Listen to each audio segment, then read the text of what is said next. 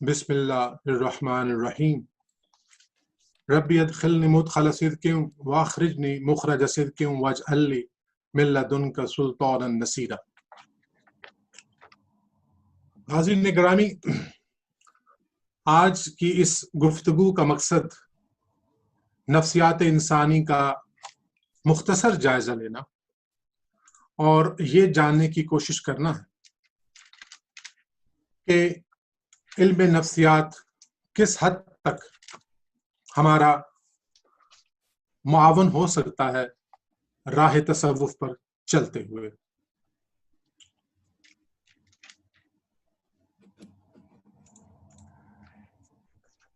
لیکن اس گفتگو سے اس منزل تک پہنچنے کے لیے جو سنگھائے میل ہمیں عبور کرنا ہوں گے، ان میں سے سب سے پہلے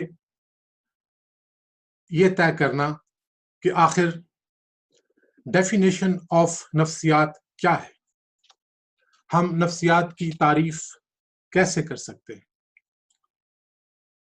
اور علم نفسیات میں مائنڈ کسے کہتے ہیں۔ تیسرا، تاریخ نفسیات کا مختصر جائزہ لینا اور اس جائزے کے دوران علم نفسیات کے کچھ اہم طبقہ فکر کا بس اس قدر ذکر کرنا جو ان کے کور میسج تک پہنچا دے، اور ایک اپروکسیمیٹ ٹائم لائن کے ساتھ علم نفسیات کے ارتقاء کا بنیادی فہم فراہم کر دے۔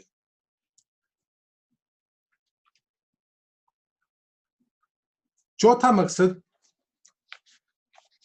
کہ جدید علم نفسیات کو نفس انسانی سے کیا مطلوب و مقصود ہے۔ یہ بڑی اہم بات ہوگی جس پہ ہم گفتگو کریں گے، اور اسی گفتگو کے بعد جو ہمارا لاسٹ ہدف ہوگا کہ اس علم کو، قرآن کا جو علم ہے نفس کے بارے میں، اس کو تصوف کی راہ پر چلنے والے اور اس راہ پر چلانے والے کس طرح بروئے کار لا سکتے ہیں، اور یہ کہ قرآن کو نفس انسانی سے کیا مطلوب۔ تو سب سے پہلے ہم ڈیفینیشن کی طرف آتے ہیں۔ نفسیات کی تعریف وقت کے ساتھ تغیر پذیر رہی ہے۔ اس کی وجہ ماہرین نفسیات کا زاویہ نظر، ذاتی رجحان، علم کی ترقی اور بدلتے ہوئے بہتر انداز تحقیق رہے ہیں۔ لیکن آج کی گفتگو کو کسی قسم کی ڈسٹریکشن سے دور رکھنے کے لیے میں نے ایک ڈیفینیشن کا انتخاب کیا ہے جو اس دور کے بڑے اہم سائیکالوجسٹ رچرڈ گراس کی کتاب سے میں نے لیا ہے، جس کا نام ہے science of mind and behaviour. یہ بڑی ہی سادہ ڈیفینیشن ہے اگر آپ غور کریں کہ psychology is the study of the mind. لیکن ایک بات ذہن میں رکھیے کہ مائنڈ کی اسٹڈی ناممکن ہے جب تک ہم انسانی رویوں کا بھی ساتھ ساتھ مطالعہ نہ کریں۔ تو میں اس کو پھر دہرائے دیتا ہوں کہ we are talking about definition of psychology، اور اس کی definition we agree for the discussion today. Psychology is the study of the mind. Mind, human mind. دو کہ ہم کچھ اینیملز پہ بھی ایکسپیریمنٹ کرتے ہیں جو انسانوں پہ نہیں ہو سکتے، just to understand the behavior. اور دوسری بات یہ کہ جب ہم مائنڈ کو اسٹڈی کرتے ہیں تو بیسیکلی ہم ہیومن بیہیویئر کو اسٹڈی کرتے ہیں۔ اور ایک بات جو اس لیے اہم ہے اگین کہ کسی قسم کی ڈسٹریکشن نہ ہو کہ روح ہمارا ٹاپک نہیں ہے، ہم روح پہ بات نہیں کر رہے، ہم صرف ذہن انسانی پہ بات کر رہے ہیں اور اس کے مطالعے سے پہ، اور یہ کہ ذہن انسانی کیا ہے۔ نیکسٹ اسٹیپ، جیسے میں نے بھی کہا کہ واٹ از ہیومن مائنڈ، ہر ذہن انسانی ہے کیا؟ تو اس کی یہ ڈیفینیشن بڑی ڈرا دینے والی لمبی چوڑی ڈیفینیشن ہے، لیکن اگر آپ غور کریں تو اس میں سب کچھ کور کیا گیا ہے۔ یہ اگر آپ ایک لفظ پہلے یاد کر لیں، کمپلیکس آف فیکلٹیز، یہ ایک شعبوں کا، کافی سارے شعبوں کا اجتماع ہے جو کہ انوالو ہوتے ہیں پرسیپشن میں، کہ آپ کسی چیز کو دیکھ کے کیا پرسیو کرتے ہیں، پھر اس کو یاد رکھتے ہیں، پھر اس کو توجہ دیتے ہیں، اس کو ایویلیویٹ کرتے ہیں، and then you make a decision. So you receive an information, you're able to retain that information, you process that information, and you consider and evaluate that information. Then you arrive at a decision, a choice. Okay? تو in another way, mind جو ہے، اب دیکھیے وہ choices ہوگی، لیکن میں نے کہا تھا کہ انسانی رویوں کا مطالعہ کیے بغیر ہم آگے نہیں جا سکتے. تو یہ کہتے ہیں کہ mind is in some sense reflected.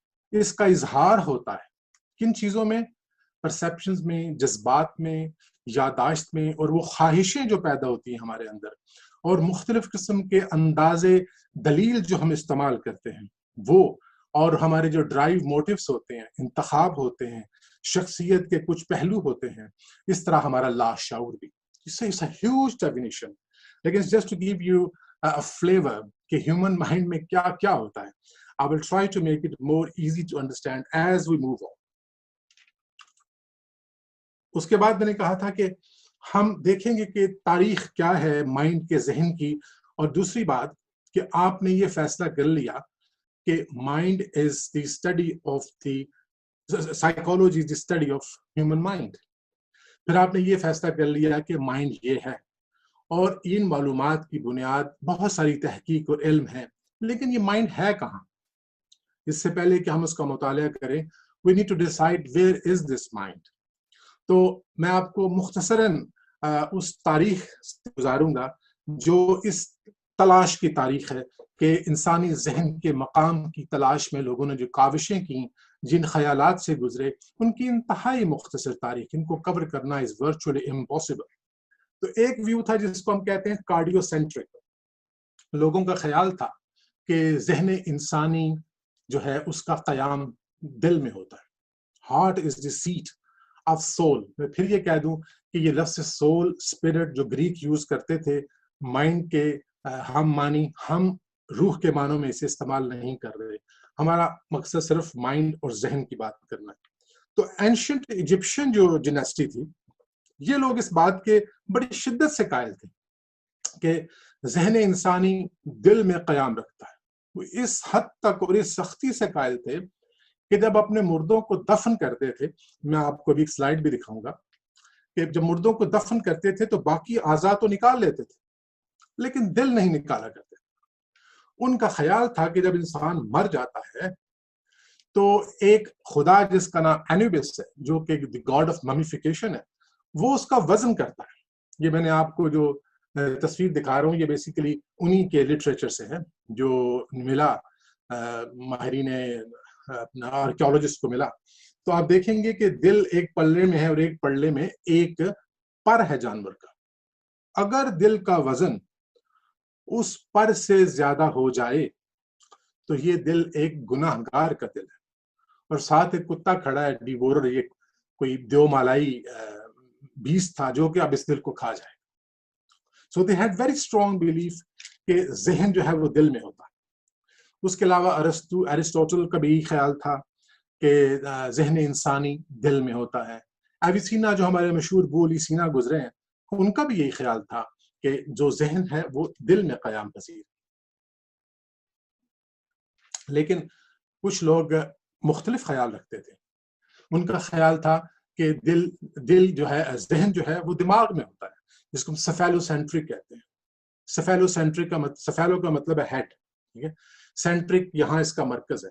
تو ان کا خیال تھا کہ ذہن جو ہے وہ دماغ میں ہوتا ہے، یعنی برین میں ہوتا ہے. ہپوکریٹس اس کا قائل تھا، پلیٹو آف ایتھنز اس کا قائل تھا، گیلن آف پرمیگون، گیلن جس کو آپ جالینوس کے نام سے جانتے ہیں، حکیم جالینوس، یہ تمام اس بات کے قائل تھے کہ ذہن انسانی جو ہے وہ دماغ میں ہوتا ہے، یعنی برین میں ہوتا ہے. صرف پلیٹو کا تھوڑا سا خیال ڈفرینٹ تھا کہ وہ اس کو 3 حصوں میں تقسیم کرتا تھا. اس کا خیال تھا کہ فیلنگ اور ڈیزائر جو ہیں یہ دل میں ہوتی ہے اور جو دلیل ہے وہ دماغ میں ہوتی ہے.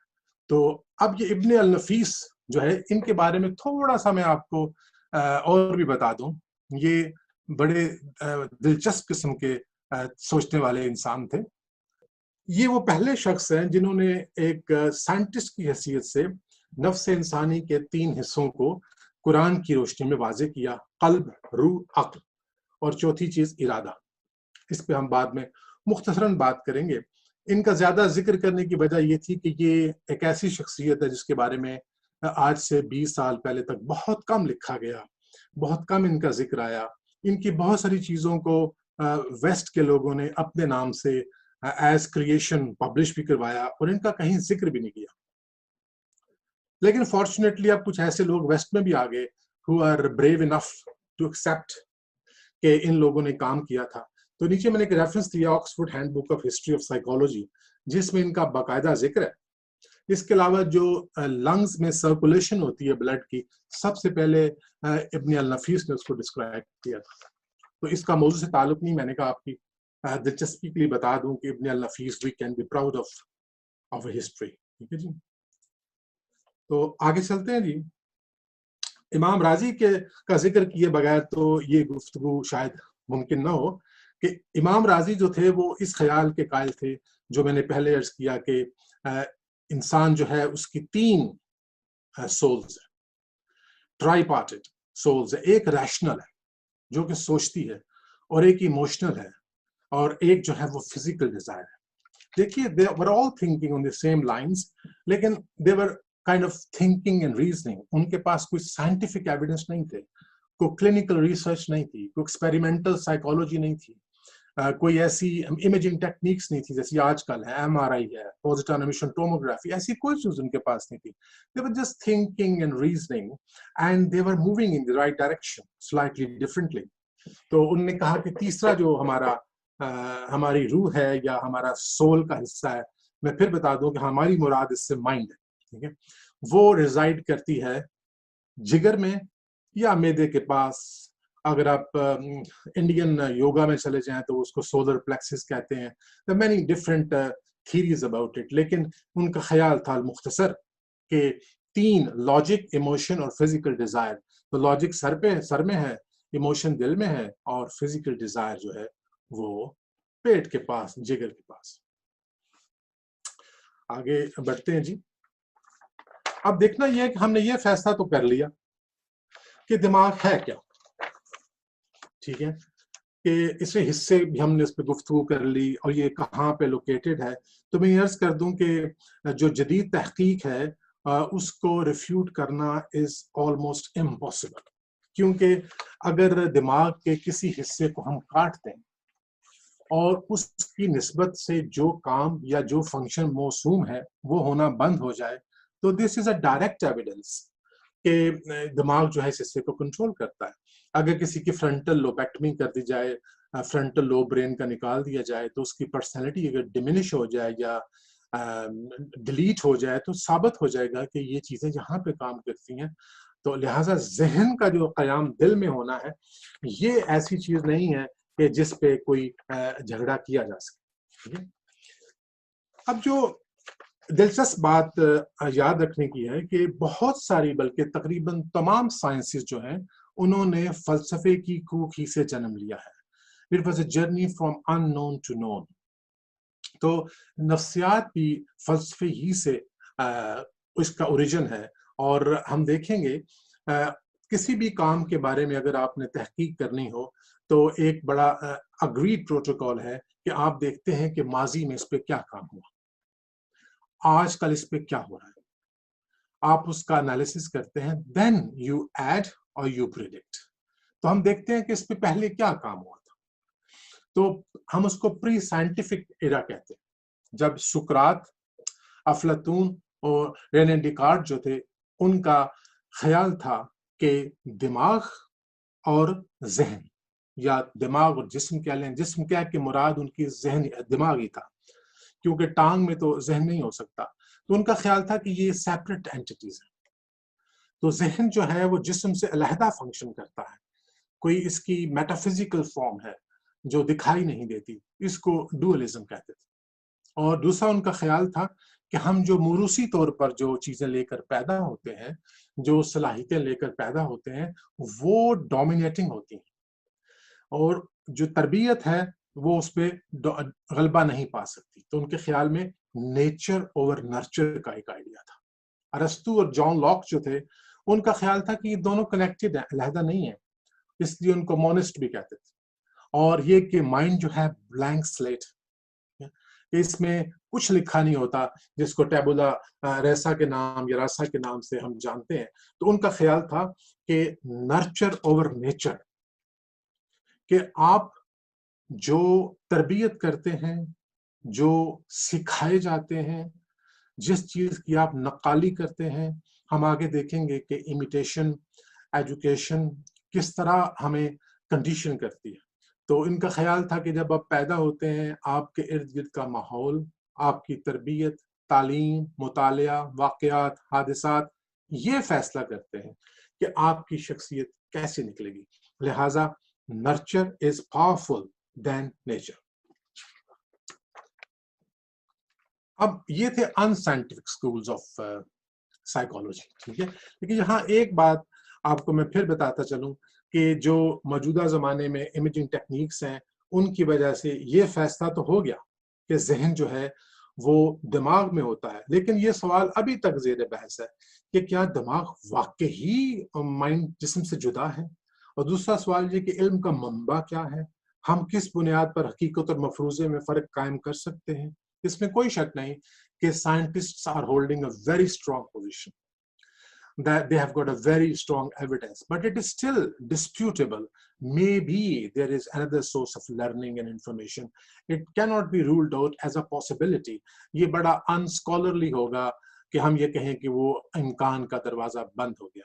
تو اس امکان کا دروازہ کھلا رہنا چاہیے, گو کہ ہمارے پاس بڑے مضبوط دلائل ہیں کہ predominantly ہماری شخصیت کی تشکیل میں جو ہے وہ جینیٹکس اور نرچر دونوں کا ہاتھ ہوتا ہے, اور یہ کہ ذہن جو ہے یہ دماغ ہے.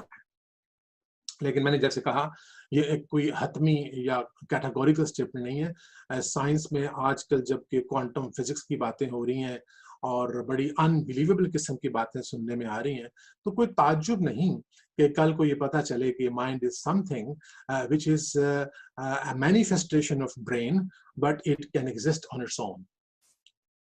It is a possibility which cannot be ruled out. Okay, until when I don't know. لیکن it should not be ruled out as a possibility. اس کے بعد ہم scientific schools of psychology کی طرف آتے ہیں. There are several schools. ہم صرف 2-4 کا ذکر کریں گے, اور I will slow down here so that you may grasp as much as possible. مجھے پتا ہے it's a lot of information, لیکن I will keep summarizing. جب یہ ختم ہو جائے گی بات تو اب پھر بڑھیں گے ہم قرآن کی طرف. تو میں نے ابھی تک یہ عرض کیا کہ ہم نے یہ فیصلہ کیا کہ نفسیات کی ڈیفینیشن کیا ہے. It is the psychology is the study of mind and behavior. اور دوسرا بات یہ کہ دوسری بات یہ کہ مائنڈ ہوتا کہاں ہے. تو اس میں 2 نظریات تھے کہ اس کا قیام دماغ میں ہے یا دل میں ہے. تو میں نے کہا کہ سائنس کی پوزیشن بڑی مضبوط ہے اس میں کہ ذہن جو ہے وہ دماغ میں قیام کرتا ہے, ٹھیک ہے. اس کے بعد ہم نے کچھ 4 بڑے سوال ہم نے دیکھے جن پہ فلسفیوں نے بحث کی, ڈوئلزم, مونزم اور nature over nurture and nurture over nature. تو یہ پری سائنٹیفک ایرا تھا. اب ہم بڑھتے ہیں سائنٹیفک ایرا کی طرف. تو اس میں یہ 4 ایسی چیزیں ہیں جن پہ ہم مختصر نظر ڈالیں گے. اس کے 2 پارٹس اور بھی ہیں انشاءاللہ, اللہ نے توفیق دی تو ہم اس پہ بات کریں گے. لیکن this is just to give you a flavor of the different tastes which psychology has. تو اسٹرکچرزم ایک اس زمانے میں یہ ظاہر ہوا جس زمانے میں مادے کو اسٹڈی کیا جا رہا تھا. تو جو ویلہم وونڈ تھا اس نے چاہا کہ نفسیات کو ایسے سمجھنا چاہیے جیسے مادے کو سمجھا جا رہا ہے, کیونکہ ایٹم کی دریافت نے فکر و نظر کو حیران کر رکھا تھا. لہٰذا اس نے چاہا کہ کانشیس ایکسپیرئنس یعنی کہ سینسری جو ہے اس کو 2 حصوں میں تقسیم کر دیا جائے. کانشیس ایکسپیرئنس کو, جو میرا شعوری تجربہ ہے, اس کو 2 حصوں میں تقسیم کر دیا جائے. ایک سینسری, اس کی مثال یہ ہے کہ میں آسمان کو دیکھتا ہوں تو میں کہتا ہوں آسمان نیلا ہے. آپ میں سے کوئی بھی دیکھے گا تو یہی کہے گا آسمان نیلا ہے, unless somebody is color blind or blind, they can't see. ٹھیک ہے, یا ان کی ویژن کمزور ہے. Anybody with normal vision will agree that sky is blue. ٹھیک ہے. لیکن اگر میں یہ کہوں کہ آسمان، نیلا آسمان دیکھ کر میرا دل خوش ہو گیا، ہو سکتا ہے کوئی اور آدمی کہے کہ مجھے تو اس سے کوئی فرق نہیں پڑا، آسمان تو نیلا ہی ہوتا ہے. ٹھیک ہے. تو یہ جو دوسری چیز ہے، یہ فیلنگ ہے. پہلی سینسری انپوٹ ہے، یوں سمجھ لیں لفظ سے سینسری میں نے کر دیا سینسیشن کی جگہ، وہ اس لیے کہ یہ ایزی ٹو انڈرسٹینڈ ہے کہ آپ آنکھوں سے جو دیکھتے ہیں، کانوں سے جو سنتے ہیں، یہ تمام چیزیں ایسی ہیں کہ ان کی تصدیق کی جا سکتی. اگر میں کہوں کہ مجھے ایک آواز آ رہی ہے جو کہہ رہی ہے کہ باز آ جاؤ، آپ سے کہوں کہ آپ سنو، آپ کو بھی یہی آواز آئے گی، انلیس کہ ہم میں کوئی ڈیف ہے یا کسی کو ہیلوسینیشنز ہو رہی ہیں، تو نارمل آدمی وہ آواز سنے گا. لہٰذا یہ جو انپٹ ہے سینسری، اس کی تصدیق ہو سکتی ہے، یہ ریپروڈیوسیبل ہے، فالسیفائیبل ہے، یہ حقیقت ہے. دوسری چیز جو مجھے فیلنگ ہوئی ہے، باز آ جاؤ، میں سن کے سمجھوں، شاید میں جو کوئی کام کر رہا ہوں مجھے اس سے روکا جا رہا ہے، تو ممکن ہے ایک بندہ کہے، وہ کہہ رہے ہیں پاس آ جاؤ. ٹھیک ہے. اس کو اگر آواز سمجھ نہیں آئی تو یہاں سینسری میں بھی کچھ پرابلم ہو سکتے ہیں، لیکن مور اور لیس اٹس ریلائبل. لیکن جو فیلنگ پیدا ہوتی ہے اندر میں، وہ ڈفرینٹ ہو سکتی ہے. تو ولہیم نے یہ کہا، یہ امپورٹنٹ بات یاد رکھیے گا کیونکہ اس سے اگلا سکول پیدا ہوا. ولہیم نے کہا کہ ہمیں فیلنگز کو اسٹڈی کرنا چاہیے. لیکن فیلنگز کو کیسے اسٹڈی کرنا چاہیے؟ انٹروسپیکشن، خود بینی، کہ میں آپ سے پوچھوں کہ آپ میں کیا محسوس کر رہے ہیں، پھر کسی دوسرے سے پوچھوں کہ آپ کیا محسوس کر رہے ہیں. گویا محسوسات کا مطالعہ انٹروسپیکشن، فیسیلیٹیٹڈ انٹروسپیکشن سے کیا جائے. یا میں خود بتاؤں کہ میں ایسا فیل کر رہا ہوں، اس کو دیکھ کے ایسا فیل کر رہا ہوں. تو آپ خود سوچئے کہ اگر آپ کسی موڈ آپ کا ڈیفرنٹ ہو تو کیسے یہ کامیاب ہو سکے گا. تو اس کا جو بنیادی آلہ تحقیق و تفتیش تھا وہ انٹروسپیکشن تھی، خود بینی. لیکن جو اگلا شخص آیا، جے بی واٹسن، اس کا اعتراض بڑا ہی وزنی تھا. اس نے کہا کہ خود بینی کے نتائج کی تصدیق یا تردید نہیں ہو سکتی. خوشی میں، غم میں، جوانی میں، بڑھاپے میں، تعلیم کی کمی اور زیادتی سے، معاشرتی فرق سے ایک ہی حسیاتی تجربے کی تشریح مختلف بھی ہو سکتی ہے، اور تجربے کو بیان کرنے والا دانستہ یا نادانستہ بھی غلط تشریح کر سکتا ہے. تو this was a very valid objection. اس لیے اس نے ایک سولوشن پیش کیا. سولوشن اس نے یہ پیش کیا کہ بجائے اس کے کہ آپ فیلنگز کو اسٹڈی کریں، آپ بیہیویئر کو کیوں نہیں اسٹڈی کرتے کہ میں دیکھوں کہ یہ شخص بیہیو کیسے کر رہا ہے، how is this person behaving, اور پھر اس بیہیویئر سے سمجھنے کی کوشش کروں کہ what is behind that behaviour. ٹھیک ہے. اسی طرح کوئی اور بندہ بھی اس بیہیویئر کو آبزرو کر سکتا ہے، تیسرا بندہ بھی کر سکتا ہے. تو ہم کہہ سکتے ہیں کہ یہ جو آبزرور کا ویریبل ہے وہ کتنا ہے، کیا یہ آبزرور ڈیپینڈنٹ ہے یا یہ آبزرور انڈیپینڈنٹ ہے. ہم اس کی بہت سارے طریقوں سے لوگوں کے رویے کو دیکھ کر نتائج اخذ کر سکتے ہیں. تو اس نے کہا کہ بجائے اس کے کہ ہم سادہ لفظوں میں یاد رکھیے کہ ولہیم وونٹ کا خیال تھا کہ آپ محسوسات کو خود بینی سے دیکھیں اور تجربات لوگوں کے سنیں اور ان سے نتائج اخذ کریں. لیکن جے بی واٹسن کا کہنا تھا کہ یہ ایسا نہیں ہو سکتا. It's not possible to confirm or to disagree with your findings because یہ سارا سبجیکٹو ہے. اس کے بجائے تم یہ دیکھو کہ لوگ کر کیا رہے ہیں، ان بہت سارے لوگ دیکھیں کہ یہ کیا کر رہا ہے، وہ کیا کر رہا ہے. اس سے جو اسکول پیدا ہوا نا، اس کا نام تھا بیہیویئرزم. I will slow down even more کیونکہ یہ ایک بڑا سینٹرل پوائنٹ ہے آج کی ہم گفتگو آگے لے کے جائیں گے قرآن اور تصوف کی طرف. یہ جو اسکول پیدا ہوا، اس میں 3 بڑے اہم تجربے ہوئے. میں کہہ رہا ہوں کہ میں اور سلو ڈاؤن ہوں گا. I seriously want you to kind of remember them in kind of bullet points. پہلا آئیون پاولوف تھا. اس نے یہ کہا کہ اگر، میں نے آپ کو سمجھانے کے لیے اس کو بہت سادہ کیا ہے، کئی لوگ ایسے ہیں جنہوں نے یہاں بیٹھے ہیں، مجھے پتا ہے انہوں نے ماسٹرز کیے ہوئے ہیں سائیکالوجی میں، تو ان کے لیے تو یہ بڑی بچگانہ گفتگو ہوگی. لیکن کچھ ایسے بھی ہیں جو نفسیات کے بارے میں بہت کم جانتے ہیں، تو میں نے ان کو زیادہ اہمیت دی ہے. اور ویسے بھی میں کوئی ماسٹرز ان سائیکالوجی نہیں ہوں، اسٹوڈنٹ آف سائیکالوجی. تو اگر وہ کہتا ہے آئیون پاولوف کہ اگر آپ ایک مانوس پالتو جانور کو کسی طریقے مثلاً ताली बजाकर मुतवज्जे करें और उसे उसका मनपसंद खाना दें, तो बार बार ऐसा करने से वो ताली बजाने का मतलब खाने के वक्त के बराबर समझेगा। मैंने मिसाल को बदल दिया to make it easy to understand. और जो सलाइवा उसके मुंह में गोश्त को देख के पैदा होता है या अपने मनपसंद खाने को देख के पैदा होता है, वो ताली बजाने से हो जाएगा।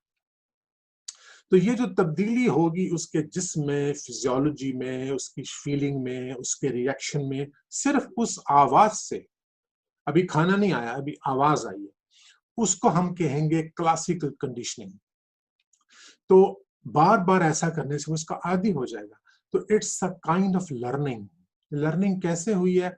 दो इवेंट्स को, दो इंसिडेंट्स को आपने एसोसिएट कर दिया कि जब वो आते हैं तो ये होता है। तो अब अगर वो आए तो वो ना भी हो तो हम समझेंगे कि ऐसा होता है। ठीक है, तो ये जो एसोसिएशन है इसको क्लासिकल कंडीशनिंग कहते हैं। और ये पूरी जिंदगी आप देखते हैं इर्द गिर्द सियासतदान भी कौम के साथ यही करते हैं, क्लासिकल कंडीशनिंग। कचहरी में उनके काम कराते हैं, उनकी जरूरियात को पूरा करते हैं। इसको अगर आप नेगेटिवली यूज करें तो it's kind of N exploitation of peoples needs which is done at a very large level, mass level. ठीक है, लेकिन अगर वैसे आप लर्निंग के टूल पे समझे तो इसकी बहुत सारी मिसालें हैं, उसका तो यहाँ वक्त नहीं है। I think you can understand what I am trying to से। तो दूसरी तरफ जो दूसरा आदमी था बी एफ स्किनर, ये जो ज्यादा आपको सलीम और बगैर दाढ़ी के नजर आ रहे हैं, इन्होंने कहा जी कि अगर आप किसी को उनकी किसी हरकत पे इनाम दें, रिवॉर्ड दें, तो वो हरकत बार बार करते हैं, और अगर उनको सजा दें तो आहिस्ता आहिस्ता वो काम नहीं करते या रिलक्टेंट होते, और एक वक्त ऐसा भी आ सकता है कि वो काम छोड़ ही दें। तो इसको ऑपरेंट कंडीशनिंग कहते हैं। ऑपरेंट कंडीशनिंग कि इसको नेगेटिव और पॉजिटिव री इन्फोर्समेंट भी कहते हैं। तो एक बच्चे ने अच्छा काम किया, आपने उसको कहा जी ये चॉकलेट आपकी, उसने फिर वो अच्छा काम किया, आपने कहा हम आपको बाहर भी लेके जाएंगे, मैकडोनल्ड लेके जाएंगे। तो बच्चे को आपने काइंड ऑफ एक रिवॉर्ड चक्कर में डाल दिया। दूसरा ये कि आपने कहा कि अगर आपने काम न किया तो हम मैकडोनल्ड नहीं जाएंगे। तो ये ख्याल जो है वो उसको करने पे मजबूर कर सकता है, बट इस नेगेटिव रीइंफोर्समेंट। और अगर ना पढ़ने पे आप उसको सजा दें बार बार तो ये नेगेटिव रीइंफोर्समेंट होगी, but outcome will be positive. So slightly many variations possible. और जो अगर वो बिल्कुल कोई काम छोड़ दे, अगर एक बच्चा सपोज गाली देता है, अभी किसी से सीख ली है, तो आप जो वो गाली देता है तो आप उससे बात नहीं करते। Once, twice, so invariably, whenever he uses that inappropriate word, you don't talk to him. Gradually, he stops using that word. You don't say anything, you just don't talk to him.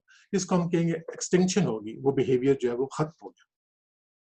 और तीसरी जो बात है, मैंने अर्ज किया था कि ये स्कूल इसलिए इंपॉर्टेंट है कि हम इससे रिलेटेड कुछ बातें करेंगे और भी। तो तीसरा जो था ना जी, एल्बर्ट बेंजूरा, इसने एक एक्सपेरिमेंट किया जिसमें एक गुड़िया को जो खेलने वाली डॉल होती है उसको एडल्ट्स मार रहे थे, मुक्का मारा या जिस तरह भी मारा।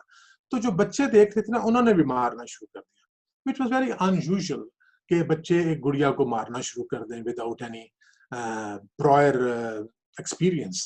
तो उससे उसने ये अपना इस्तेमाल किया कि बच्चे या हम इमिटेट भी करते हैं, हम देख के सीखते हैं। इसको ऑब्जर्वेंट लर्निंग कहा गया। तो मैं जो चाहता था कि आप याद रखें वो ये तीन चीजें हैं कि क्लासिकल कंडीशनिंग में आप किसी की नीड को पॉजिटिवली या नेगेटिवली यूज करके लर्निंग करा सकते हैं। नेगेटिव रीइंफोर्समेंट से किसी बुरी आदत को लोग खत्म करा देते हैं, जैसे सजाएं हैं कानून में। पॉजिटिव रीइंफोर्समेंट से आप किसी के अच्छे काम को फैसिलिटेट कर सकते हैं। और तीसरा ये जो सबसे इंपॉर्टेंट है याद रखने के लिए कि बच्चे देख कर सीखते हैं, दे इमिटेट। उनके नजदीक बाज औकात मॉरलिटी अभी उन्हें सीखी नहीं होती, अभी वो देख रहे होते हैं, और जो आपको करते देखते हैं that looks normal because you are the role models for them. So if you kind of behave in a way which is not appropriate, एक दूसरे से आप सख्ती से बात करते हैं, एक दूसरे की इंसल्ट करते हैं, रूड होते हैं, इग्नोर करते हैं, इवन बॉडी लैंग्वेज, बच्चे जो है आपके आपसे सीखते हैं। اس اسکول کا ذکر کرنا دو وجہ سے ضروری ہے. ایک تو یہ کہ جس زمانے میں یہ اسکول یا اس کو پرسپیکٹو بھی کہتے ہیں سامنے آیا, اس زمانے میں چارلس ڈارون کی جو تھیوری آف ایوولوشن ہے, اسپیشیز کی سلیکشن, اسپیشیز کے سروائیول کی تھیوری, وہ بھی آ رہی تھی مارکیٹ میں اور بڑی پاپولر تھی. تو دو لفظوں میں اگر بتاؤں تو ولیم جیمز کا خیال یہ تھا کہ ہمیں کسی بھی انسانی رویے کے مطالعے کے لیے یا ذہنی رویے کے مطالعے کے لیے یہ جاننا ہوگا کہ آخر اس رویے کا مقصد کیا ہے. اگر سامنے کوئی مقصد ہوگا تو رویہ ہوگا, یا رویے کے پیچھے کوئی مقصد ہوگا تو رویہ ہوگا. اس کو یاد رکھیے گا کہ اگر سامنے کوئی مقصد ہوگا ایکسٹرنل کو مقصد ہوگا تو اس کے پیچھے وہ جائے گا, بیک گراؤنڈ میں کوئی ڈیزائر ہوگی تو اس کے پیچھے وہ جائے گا. اس کو اگر میں آپ کو پیچھے لے جاؤں تو یہ جو صاحب تھے جان بی واٹسن, ان کی جو سائیکالوجی تھی اس کو ایس آر سائیکالوجی بھی کہتے ہیں, اسٹیمولس ریسپانس سائیکالوجی. تو اس کا ایک ایلیمنٹ یہاں بھی تھا کہ اگر آپ کے سامنے کوئی چیز نظر آتی ہے جو آپ حاصل کرنا چاہتے ہیں یا اس سے بھاگنا چاہتے ہیں, کوئی درندہ نظر آ گیا, کوئی سانپ نظر آ گیا, تو you try to run away. So external stimulus is making you run. اسی طرح آپ کو ایسی چیز نظر آ گئی جس کی آپ کو تلاش تھی, کوئی پھول ہے, کوئی پھل ہے, آپ کس طرف بڑھ رہے ہیں. I'm giving you very simple examples. تو آپ کے رویے جو ہیں وہ اس بات کو ہم نے اس انداز سے اسٹڈی کرنے چاہیے کہ ان کا مقصد کیا ہے, ان کا مقصود کیا ہے, ان کے پیچھے ڈرائیوز کیا ہیں. تو اس میں لوگوں نے یہ سمجھا اور صحیح سمجھا کہ اس کا مطلب یہ تھا کہ survival can be a big reason, a big drive motive to dictate our behaviour. اور چارلس ڈارون میں یہ کہہ رہا تھا کہ حصے بقا جو ہے اور سروائیول جو انوائرمنٹل چیلنجز جو ہیں ان کو ہم ریئیکٹ کرتے ہیں so that we may survive. So they were kind of aligned with each other. So it became very popular. اس نے اپنی پہلی کتاب بھی جو سائیکالوجی کی پراپر ہے وہ پبلش کی میرے خیال 1910 میں probably, جو تھی psychology, first book of psychology as the science of mental life. تو پرنسپلز آف سائیکالوجی کے نام سے چھپی, اور he was a very famous psychologist in his times. لیکن آپ یہ دیکھیے کہ یہ جو لوگ ہیں یہ سب کنٹریبیوٹ کر رہے ہیں. تو اس سے پہلے کہ میں نیکسٹ سلائڈ پہ جاؤں, میں ان پچھلی سلائڈ کی ایک سادہ سی سمری دوں کہ پہلے جو تھے ولہیم وونٹ, انہوں نے چاہا کہ نفسیات انسانی کو اس طرح سے پارٹس میں تقسیم کیا جائے جس طرح مادے کو تقسیم کیا گیا. انہوں نے محسوسات اور احساسات, سینسیشن یا سینسری انپٹ اور فیلنگ, ان دو کو علیحدہ کیا اور کہا کہ ہم فیلنگ کا مطالعہ کریں گے خود بینی سے, انٹروسپیکشن سے. لیکن جے بی واٹسن نے کہا کہ ہم محسوسات کا مشاہدہ اس لیے قبول نہیں کر سکتے کہ اس کو غلط ثابت کرنا ناممکن ہے, اور یہ بڑا ویریبل ہوگا who is doing it, who is reporting it. اس لیے بجائے اس کے کہ آپ محسوسات کا مطالعہ کریں, آپ رویوں کا مطالعہ کریں کہ لوگ بہیو کیوں کرتے ہیں اس طرح اس طرح. اور اس کے بعد ولیم جیمز نے بھی کائنڈ آف یہی بات کی کہ آپ رویوں کے پیچھے محرک یا رویوں کے باہر محرک, خارجی یا داخلی محرکات کو دیکھیں تاکہ آپ ہیومن بیہیویئر کو سمجھ سکیں. لیکن دیکھیے they were all contributing. یہ چیز جو ہمیں سیکھنی چاہیے وہ یہ کہ ہمارے یہاں یہ رجحان ہے کہ یہ تو غلط ہے, یہ تو نالائق تھا, اس نے کیا بیوقوفی کی بات کی. کسی نے کوئی بیوقوفی کی بات نہیں کی ہوتی. they are just trying to make you understand. Jigsaw puzzle کے مختلف حصے مختلف لوگوں کے ہاتھ میں ہوتے ہیں. They ultimately somehow we feel that we have arrived at the conclusion. Then a better person comes and raises more questions. تو آگے دیکھیے کہ یہ ایک اسکول تھا جس میں بڑی خوبصورت باتیں کی. یہ سیپریٹ ٹاپک ہے, ویری انٹرسٹنگ, لیکن اس کی میں صرف ایک بات کوٹ کروں گا. Don't want to make it already I feel there lot of information. لیکن یہ اگر آپ یاد رکھ لیں, میں یہ سادہ مثال دیا کرتا ہوں کہ اگر آپ کے گھر آپ نے ایک ٹیبل آرڈر کیا, وہ پیکڈ پہنچ گیا, اس کا ایک ٹاپ ہے, اس کی 4 لیگس ہیں, کچھ بریکٹس ہیں وغیرہ وغیرہ. It's in a box. کیا اسے آپ میز کہہ سکتے ہیں؟ کیوں نہیں کہہ سکتے میز؟ یہ سوچنے کی بات ہے کہ اگر آپ کو میں ایک ٹانگ پکڑا دوں تو آپ کو کیا پتہ ہے کیا ہے، ٹھیک ہے؟ یا ایک ہاتھی ہے اور 5 اندھوں کو دے دیا جائے، پرانی فلسفے کی مثال ہے، اور وہ کوئی ٹانگ پکڑ کے کہے گا یہ تو ستون ہے، کوئی اس کا سون پکڑے گا تو یہ دیکھو پائپ ہے، اور اگر اس کی دم پکڑے گا یہ دیکھو رسی ہے. لیکن جس کی آنکھیں، وہ کیا چیز دیکھ رہا ہے جو اندھے نہیں دیکھ رہے یا نہیں دیکھ پا رہے؟ اور وہ جو چیز مسنگ ہے اس packed parts of a table میں، وہ کیا ہے؟ It's the functional relationship. جب تک آپ تمام حصوں کے درمیان جو ریلیشن شپ ہے، ان کا فنکشن ہے، اس کو گریسپ نہیں کرتے، یو کی not study table. You cannot decide it's a good table or it's a bad table. It's a weak, strong table. It's expensive or cheap table. جب تک آپ کو یہ نہ پتا ہو کہ یہ ٹیبل ہے. تو یہ فکرہ یاد رکھیے گا, the whole is greater than the sum of its parts. اگر آپ حصوں کو آپ جمع کر دیں, وہ اتنی اہمیت نہیں رکھتے جب تک ان کو اس ترتیب میں نہ ڈال دیا جائے جس سے وہ شے وجود میں آ جائے جس کے وہ حصے ہیں. تو انہوں نے کہا کہ نفسیات کو اس طرح نہیں سمجھا جا سکتا کہ آپ کبھی فیلنگز دیکھ رہے ہو, کبھی بیہیویئر دیکھ رہے ہو, کبھی ڈرائیو موٹیو دیکھ رہے ہو, کبھی ایمز دیکھ رہے ہو. You have to have a kind of understanding of the whole. پھر ہمارے دوست اور بڑے ہی انفلوئنشل سائیکولوجسٹ سگمنڈ فرائڈ کا ذکر نہ کرنا تو گناہ ہوگا نفسیات کی تاریخ میں. تو انہوں نے جو بات کی وہ اہمیت کس کی رکھتی. بیسیکلی انہوں نے کوئی بہت مختلف بات نہیں کی, لیکن اس بات پہ انہوں نے کام بہت کیا.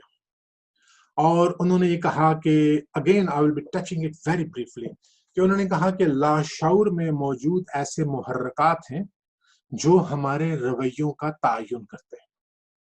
اس کے علاوہ ہمارے اندر کانفلکٹس ہیں جو ہمارے رویوں کا تعین کرتے ہیں, ہماری بیماریوں کا تعین کے باعث ہوتے ہیں, اور ان کانفلکٹس کے ریزولوشن سے بہت ساری بیماریاں ختم ہو سکتی ہیں. یہ جو سائیکو اینالیٹک تھیوری تھی نا ان کی, اس کی وجہ سے ایک اپروچ سامنے آئی جس کو ہم سائیکو ڈائنامک پرسپیکٹو کہتے ہیں, جو آج کل علاج کے لیے استعمال ہوتا ہے. Again this is not a lecture on psychology, اور don't expect me to cover psychodynamic. نہ میں خود اس کا ایکسپرٹ ہوں, اور ویسے بھی اس کو کور کرنا it's hell of a job. لیکن آپ اتنا ذہن میں رکھیں کہ سگمنڈ فرائڈ کا یہ کہنا تھا کہ ہمارے لاشعور میں موجود جو خیالات ہیں, جو پرانی یادیں ہیں تلخ و شیریں, کچھ صحرا ہیں پیاس کے, کچھ جنگل ہیں انتقام کے, کچھ یادیں ہیں محرومیوں کی, وہ ہماری شخصیت کو اچھا یا پلیزنٹ یا ان پلیزنٹ بناتی ہیں. اور اگر ہم ان کو ریزالو کر لیں تو we can feel better, we can perform better. جی, تو یہ جو ابھی آپ سلائیڈ دیکھ رہے ہیں نا جی, اس پہ تو میں رکوں گا, ٹھیک ہے. میں چاہتا ہوں کہ آپ اس کو گریسپ کر لیں. ابھی تک اگر بلٹ پوائنٹس میں بتاؤں تو ہم نے مائنڈ کو ڈیفائن کیا, ہم نے سائیکولوجی کو ڈیفائن کیا, مائنڈ کو ڈیفائن کیا, اس کے بعد ہم نے مائنڈ کا قیام کہاں پہ ہے وہ دیکھا. اس کے بعد اس سلسلے میں لوگوں نے جو کاوشیں کی ان کی مختصر تاریخ دیکھی. اور اب یہاں پہ ہم ایک چیز کنکلوڈ کر رہے ہیں کہ ہوا کیا, اس تمام تحقیق و تفتیش کے بعد کچھ اور سائنسز وجود میں آئی, ٹھیک ہے. وہ بڑی دلچسپ سائنسز تھے, ٹھیک ہے. وہ میں آپ کو بتاؤں کہ یہ اوپر لفظ لکھا ہوا ہے ٹرائنگ, اس کو ٹرائنگ برین, آپ ٹرائیون کہہ لیں, مجھے کوئی اعتراض نہیں, لیکن اس کا پروننسیشن ٹرائنگ برین ہے. اس کا مقصد کیا ہے؟ اس کا مقصد یہ ہے کہ یہ ہے نٹ شیل اس بات کا جو ابھی تک میں نے کی ہے. تو اس کو اگر آپ سمجھیں گے اور سمجھ لیں گے تو will be comfortable when we'll be looking at the Quranic saying about self and what mystics have to say, how to approach. تو اس میں یہ ہے کہ جو سبجیکٹس جنہوں نے ہیلپ کی ہے اس میں ایک نیورو فزیولوجی ہے جس کا کام یہ ہے کہ وہ یہ دیکھتی ہے کہ ہاؤ نیورونز ورک, ٹھیک ہے.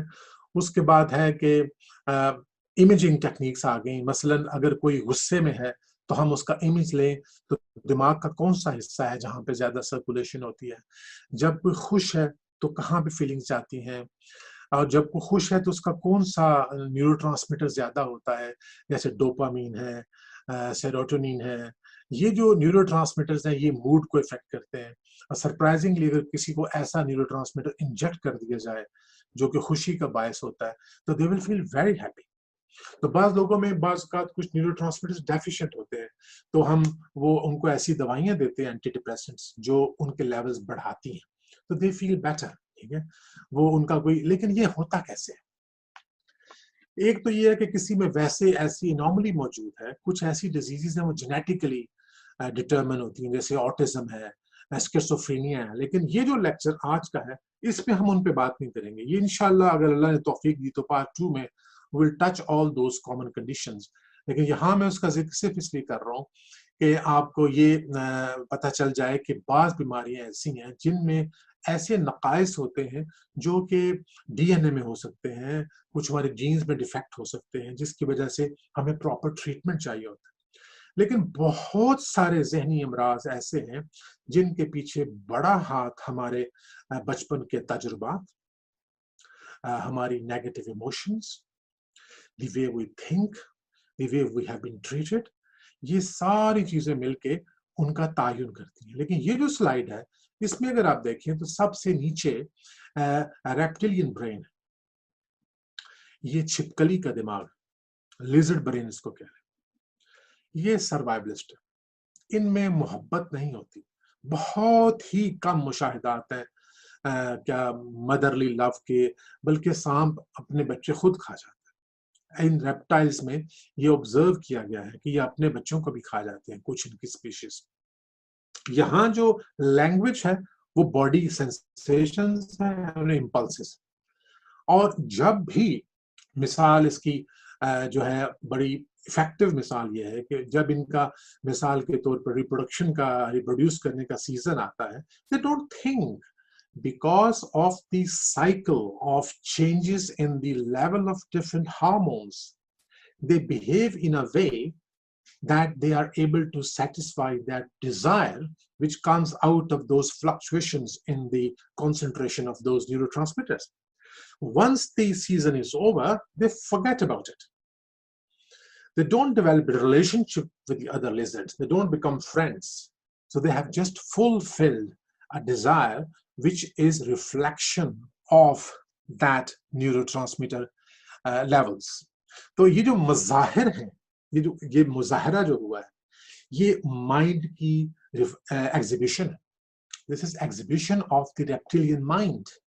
اسی طرح اگر آپ ان کو لڑتے دیکھیں بڑی لیزرڈز کو, تو جیسے مگرمچھ لڑتے ہیں تو you can see the way they fight, the way they eat, the way they compete. This is reflection, مظاہر ہیں ان کے دماغ پہ. تو ہمارے اندر بھی یہ دماغ موجود ہے, یہ ذہن میں رکھیے. یہاں سے ہم نے وہ قرآن کی ساری گفتگو کو ہے لنک کرنا ہے کہ یہ جو ہمارا ریپٹیلین دماغ ہے it is after survival at any cost. ٹھیک ہے, I will destroy the whole world to survive. یہ اس طرح کی چیز ہے, پوری دنیا میں سب کو ختم کر دوں گا بس میں رہوں گا. رب کہہ دے اہو جی واہ چلے سن روے نہ کوئی جہان اندر.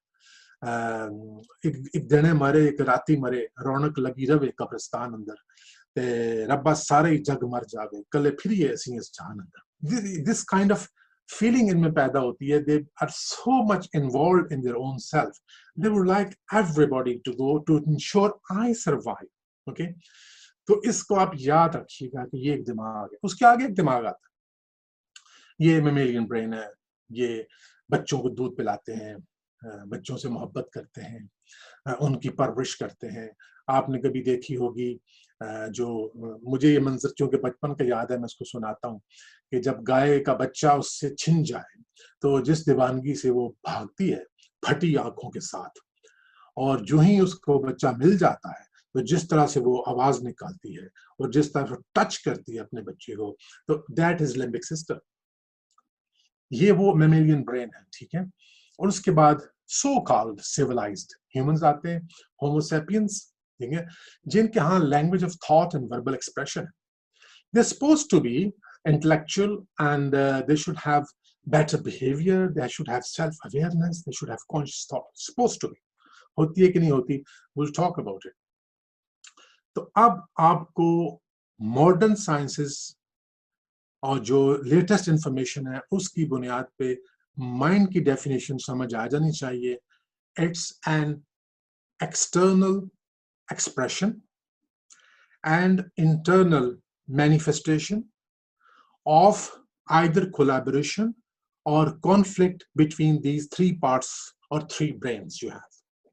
तो हमारे बाहर के एक्शंस, यानी हम जो अमल करते हैं बाहर में, और हमारे अंदर की जो एहसासात हैं, वो नतीजा है इन तीन दिमागों के इत्तफाक या इख्तलाफ का. आप जरा सोचिए कि इतने तीन कॉम्प्लिकेटेड दिमाग जो हम सर में लिए फिर रहे हैं, इनके इत्तफाक और इख्तलाफ की कितनी वैरायटी होगी. ये ट्रिलियंस ऑफ न्यूरॉन्स जहां बैठे हों, जहां मिलियंस ऑफ ईयर्स के इंफॉर्मेशन दिमाग में किसी न किसी शक्ल में डीएनए में आ रही हो, बाहर से हर वक्त लोड ऑफ इंफॉर्मेशन आ रही हो, कंपटीशन, कंपैरिजन, कंप्लेंट्स चल रही हो, बच्चों की परवरिश चल रही हो, मुस्तकबिल के खाके बना रखे हो. अब सोचिए कितनी वैरायटी होगी फीलिंग्स की और एक्सपीरियंस की. तो कितना नॉइज होगा, कितना शोर होगा आपके शऊर में, आपके लाशऊर. एक हंगामा बपा होगा. ये जो हंगामा है अंदर, इसका जो बाहर इजहार है, यही माइंड है. और जिसका जितना कंट्रोल्ड है, हंगामा कम है, और मौसीकी सुरों की ताबे है, कोई बेसुरा नहीं बैठा, सब सुर वाले हैं. तो आप सोचें वो पर्सनालिटी कैसी हो. तो ये दो चीजें हैं. मैं ये मिसाल मैं अपने लिए इस्तेमाल करता होता हूँ समझाने के लिए कि एक बंदा जिसको अगर बजाना नहीं आता कोई साज, उसको आप साज दे दो तो आप उसकी जो कारकर्दगी है उसको सुन के हंस सकते हो.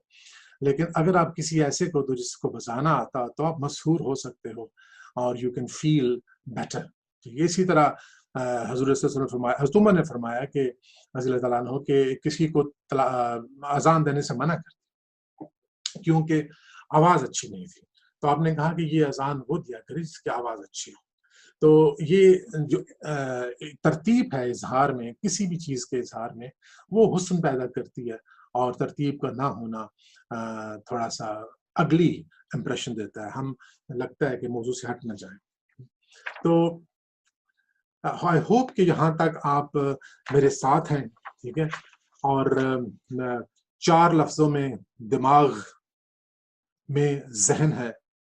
जहन का मुतालिया महसूसात से, रवैयों से लोगों ने करने की कोशिश की. फिर मुहर्रकात जो बाहर और अंदर होते हैं उनकी निस्बत से इसको समझने की कोशिश की. फिर लोगों ने कहा नहीं, सब चीजों को इकट्ठे देखना पड़ेगा, जेस्टाल्ट साइकोलॉजी आ गई. उसके बाद जो साइंस थी उसने हैरान कर दिया, और इमेजिंग भी आ गई. सेल के अंदर तक हम सफर करने लगे और छोटे छोटे न्यूरोट्रांसमीटर्स को देखने लगे, और ऐसी ऐसी टेक्निक्स इमेजिंग की आ गई कि इंसान तरक्की करते करते इल्म के हद तक यहाँ तक पहुंच गया कि हम हर जज्बे के पीछे होने वाली कीमियाई तब्दीलियों तक पहुंच गए, और उन अनासर की कंसंट्रेशन घटा बढ़ा के हमने बीमारियों के इलाज भी शुरू कर दिए. ठीक है. तो एक छोटा सा सवाल अपने आप से कीजिएगा कि वो जो हमारे मसाइल हैं डिप्रेशन वगैरह के, क्या जानवरों में भी होते हैं? I don't know. आप इसके बारे में सोचिएगा, और क्यों नहीं होते अगर नहीं होते तो. ये वो स्लाइड है जहां से हमने मोड़ काटना है अपने तसव्वुफ की तरफ. तो डॉक्टर डेविड हॉकिंस ये कहते हैं कि मकसद ये है जदीद तरीन नफ्सियात का कि हम बच्चों को बेहतरीन तरबियत और मालूमात फराहम करें, मुआशरा पॉजिटिव इमोशंस को नर्चर करें, सैक्रिफाइस सारा कुछ चीजें इसमें हों. लेकिन आप मुझे ईमानदारी से बताइएगा कि आपकी मालूमात के मुताबिक क्या ऐसा ही हो रहा है? Is this the situation? अपने आप से सवाल पूछिएगा. हमने आप सबको म्यूट किया हुआ, लिहाजा जवाब तो नहीं दे सकते मुझे, लेकिन आप ईमानदारी से बताइए कि हम कहाँ हैं एज एन इंडिविजुअल. हम अपने माशरे को कुछ बेहतर समझते हैं कई एतबार से. कुछ स्कैंडिनेवियंस कहते हैं कि हम बड़े पीसफुल लोग हैं, और उनकी आबादियां भी थोड़ी हैं, वसाइल ज्यादा हैं. हमारी आबादियां ज्यादा हैं, वसाइल कम हैं, फिर भी हम कहते हैं कि हम उनसे कुछ बेहतर हैं. आई डोंट नो, ये एक आम परसेप्शन है. ہم جس مورلٹی کو مورلٹی سمجھتے ہیں اس اعتبار سے. لیکن آپ یہ دیکھیے کہ اس پیرامڈ میں اگر ہم نیشنل ریلیجس ساری باؤنڈریز ہٹا دیں اور انسان کو محض ایک اسپیشیز کی حیثیت سے دیکھیں ہومو سیپینس، تو ہم کہاں ہیں؟ میرا اپنا خیال تو یہ ہے کہ ہم جو ہے وہ کہیں یہاں ہیں. انرشیا کی حالت میں وہ لوگ ہیں جو ناکام ہیں، خوف زدہ ہیں، غم زدہ ہیں، بے حس ہیں، احساس گناہ میں ہیں، شرمندہ ہیں. یہ وہ محسوسات ہیں جن کے ہم قیدی ہیں. ہم ان منفی خیالات و احساسات و جذبات کے اسیر ہیں. اسی کی بنیاد پہ ہم گفتگو کرتے ہیں، اسی کی بنیاد پہ ہم انتخاب کرتے ہیں یا ترک کرتے ہیں. انہی کی بنیاد پر رشتے استوار ہوتے ہیں، انہی کی بنیاد پر رشتے ٹوٹتے ہیں. یہ نیگیٹو فیلنگز جو ہیں یہ نہ چاہتے ہوئے بھی پریکٹیکلی ہمارے خدا ہیں. ہم انتقام سے نہیں نکل سکتے. لوگ کہتے ہیں گلٹ سے نہیں نکل سکتے. وہ ایک کسی کا فگاٹ کے کس کا قول ہے کہ انسان سب کچھ ترک کر دیتا ہے لیکن اپنی سفرنگ کو نہیں چھوڑتا، اپنی اذیت کو نہیں چھوڑنا چاہتا. اس کے پیچھے کچھ بھی ہو سکتا ہے اس کو اپنے بارے میں اتنا متقی ہونے کا خیال ہو کہ اس کا خیال ہے کہ وہ کوئی غلطی نہیں کر سکتا، چونکہ اس کی غلطی ہوگی یا لہٰذا احساس گناہ تو لازم ہے. اگر اسے کہا جائے کہ خدا سارے گناہ معاف کر دیتا ہے اور یہ لرننگ کا ایک ٹول ہوتا ہے، مسٹیک سے ہم سیکھتے ہیں، آگے بڑھ جاتے ہیں، اور یہ کہ اللہ کہتا ہے کہ متقی نہ کہو اپنے آپ کو، اور یہ بھی کہتا ہے کہ اگر ہم سزا دیتے تو زمین پر ایک بھی چلنے والا نہ چھوڑتے، پھر بھی اگر کوئی بندہ بضد ہے گناہ پہ، احساس گناہ پہ، تو اس کو سوچنا چاہیے کہ اپنے بارے میں کوئی خبط عظمت رکھتا ہے کہیں نہ کہیں پوشیدہ. کہاں؟ وہ کسی بھی برین میں ہو سکتا ہے، ڈیپ سیٹڈ لاشعور میں کہیں ہو سکتا ہے. اور کچھ جو لوگ آگے بڑھ جاتے ہیں، ورلڈلی کامیاب ہو جاتے ہیں، آپ دیکھتے ہیں they are very proud, they are very angry، غصے میں ہوتے ہیں، مغرور ہوتے ہیں، خواہشات کے اسیر ہوتے ہیں.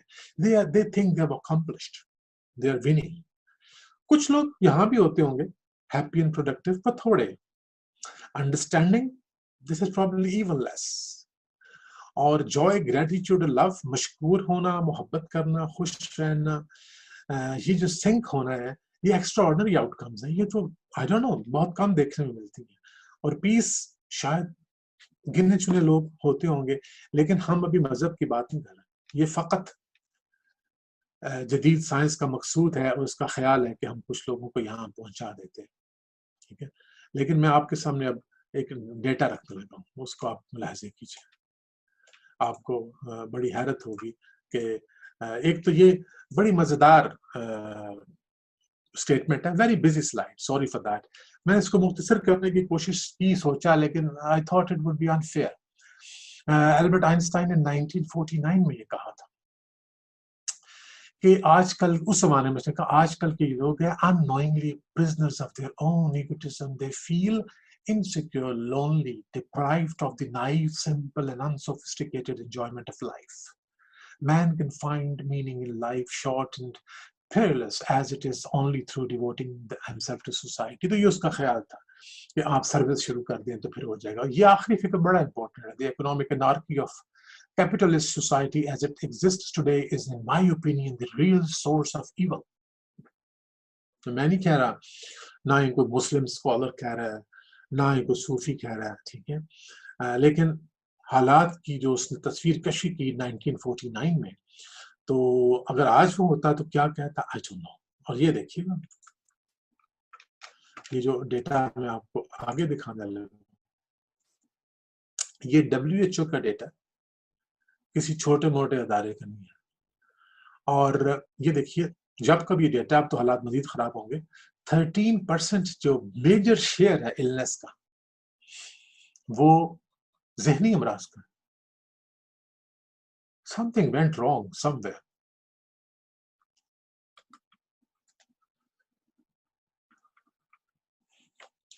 کچھ بات خراب ہو گئی ہے. وہ کیا ہو گئی؟ ہم نے کیا اچیو کیا؟ ہم نے کچھ اچیو نہیں کیا. آج بھی ہم اسی طرح تصادم میں انوالو ہیں. یہ تصادم افراد میں بھی ہے، محلوں میں بھی ہے، شہروں کے درمیان بھی ہے، ملکوں کے درمیان بھی ہے، قوموں کے درمیان بھی ہے، مذاہب کے درمیان بھی ہے. کروڈ ریپٹیلین سیلف جو ہے اس نے ٹیک اوور کر لیا. We are thinking but for what? Pleasure, comfort and status. یہ ہمارے مین گولز ہیں.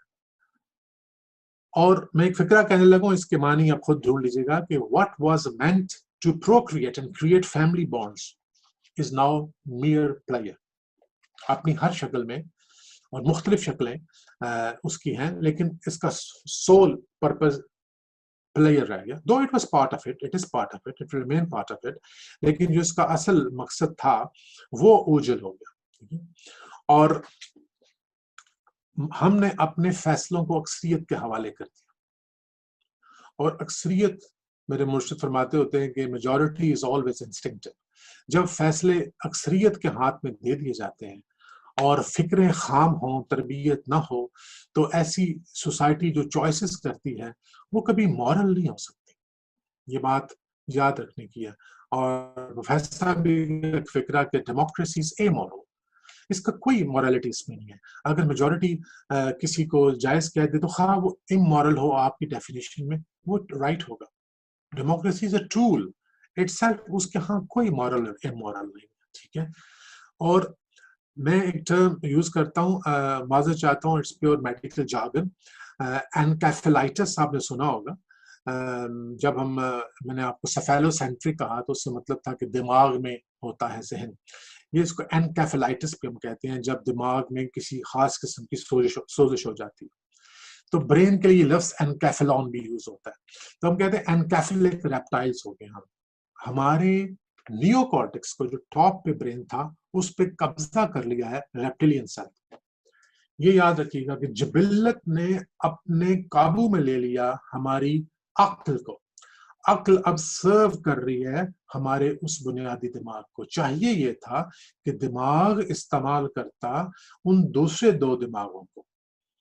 آپ دیکھیں گے کہ اللہ نے بدی کوئی نہیں بنائی ہمارے اندر. we'll explain from the ayats very soon کہ یہ جو ہمارے رویے جن کو ہم نیگیٹو کہہ رہے ہیں they are not purely negative.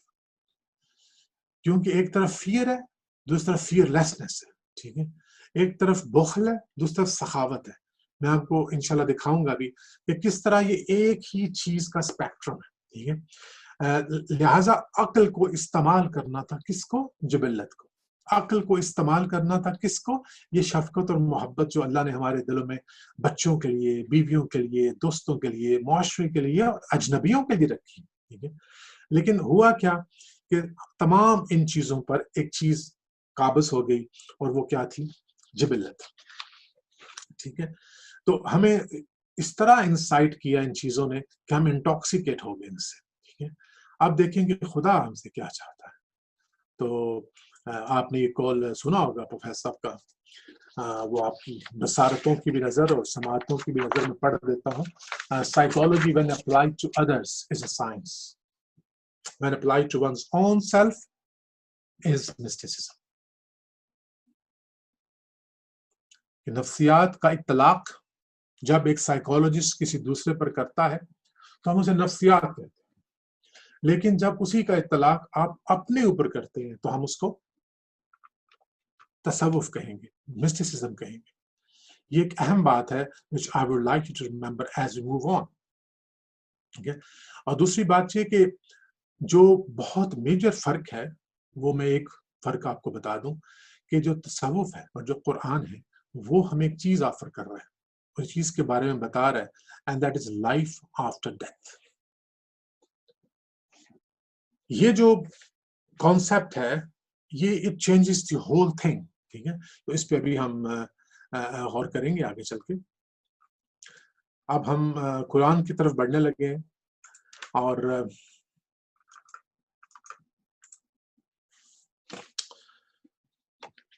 اس سے پہلے کہ میں اس پہ گفتگو شروع کروں I would like کہ میں آپ کو ایک وضاحت کر دوں کہ ہمارے نزدیک قرآن و سنت کے باہر کوئی تصوف نہیں.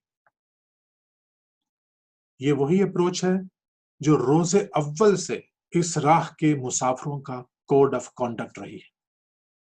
یہ وہ اپروچ ہے جو تصوف کے لیے مختص کردہ یا مقرر کردہ کسی ظاہری لباس، مخصوص طرز کلام یا مخصوص انداز نشست و برخاست اور مخصوص رسم و رواج پر مبنی نہیں، بلکہ یہ خدا کے ہاں اپنے نفس کی مکمل حوالگی سے تعبیر ہے، اخلاص سے بھرپور ایک ایسا قلب سلیم رکھنے کے برابر ہے جس کی ترجیح اول خدا ہے، چونکہ صرف شباہت میں کوئی شرف نہیں، اس لیے ظاہری انداز و اطوار میں کسی طرح کی خصوصیت تصوف کے لیے لازمی قرار نہیں دی جا سکتی۔ وہ کسی خاص سلسلہ تصوف کی شناخت تو ہو سکتی ہے لیکن تصوف کے نہیں۔ یہ بڑا important point I am trying to make کہ آپ رسول کی محبت صلی اللہ علیہ وسلم میں جو بھی کرتے ہیں دیٹس ایبسولوٹلی فائن اینڈ لویبل، ٹھیک ہے، لیکن اگر آپ یہ کریں لیکن وہ کام نہ کریں جو اصل کام ہے تو یہ جو ظاہری شباہت ہوگی صرف اس میں کوئی شرف نہیں ہے جب تک آپ طریق سنت کو فالو نہ کریں۔ اور میں پھر کہوں کہ قرآن و سنت کے باہر کوئی تصوف نہیں، لیکن اسلام سے پہلے بھی اسلام تھا، آدم سے لے کے آج تک اسلام ہی ہے، ایک ہی مذہب ہے، لیکن اس کی جو ایکسپلینیشنز ہیں اس میں جو امپرووائزیشن تو نہیں کہنا چاہیے، جو اس میں اللہ کی مرضی سے اضافہ ہوتا رہا، اس کی تفصیلات آتی رہیں، اس کے بعد یہ پیغام جب آخر میں ہم تک آیا تو یہ وہی میسج چلا رہا ہے، اور جس کسی نے بھی خدا کی طرف بڑھنے کی کوشش کی اس کو اسی ہی رستے سے چلنا پڑا کہ وہ اپنی خواہش، اپنی ذات کی محبت اور اپنی ذات کو ترجیح بنانے سے بالکل کنارہ کش ہوا اور اسے خدا کی طرف رجوع کرنا پڑا۔ اگر کسی نے خدا کی طرف رجوع نہیں کیا، صرف اس رستے پہ چلا، تو مے بی وہ بہت بڑا سائیکولوجسٹ ہو جائے، مے بی وہ بہت بڑا کوئی ہو سکتا ہے وہ کو کرامات کی ایگزیبیشن بھی کر دے، کچھ آپ کو مستقبل ماضی آپ کی شخصیت کے بارے میں بتا دے، لیکن اگر اس کی نیت خدا نہیں ہے اور خدا اس کی ترجیح اول نہیں ہے تو زیادہ امکان یہ ہے کہ کہیں رستے میں بڑی ٹھوکر کھائے گا، کم امکان ہے کہ وہ سلامتی سے اس دنیا سے گزر جائے گا۔ لیکن اللہ لوگوں کی پھر رہنمائی بھی فرما دیتے ہیں، کیونکہ قرآن میں ہے کہ جب کوئی ہمارے رستے میں کوشش کرتا ہے تو ہم اس کو رستہ دکھا دیتے ہیں۔ اب ہم قرآن کی طرف آتے ہیں تو اٹ از ناٹ پاسبل کہ میں وہ تمام آیات کو کور کروں۔ میں آپ کو کور پرنسپل بتانے لگا ہوں کہ نفسیات کے پاس مسنگ ہے ہائر پرپز آف لائف۔ نفسیات اس وقت جو ہمارے پاس ہے یہ ہمارے کروڈ سیلف کو سیولائز کرنا چاہتی ہے، لیکن جب سیولائز کر چکتی ہے تو ہم کمپٹیشن، کمپیریزن اور کمپلینٹ ہمارا ذات کا حصہ بن جاتے ہیں۔ ہمارے ذہن انسانی پر دراصل قبضہ ہو جاتا ہے جبلی ذہن کا، ہم ترجیحات کا تعین نہیں کر پاتے، چونکہ ہم پرائورٹی کو اسٹیبلش نہیں کر پاتے، اس لیے ہماری سٹرگل منڈین ہوتی ہے، ہماری ذہنی کاوشیں لوور لیول کی ہوتی ہیں۔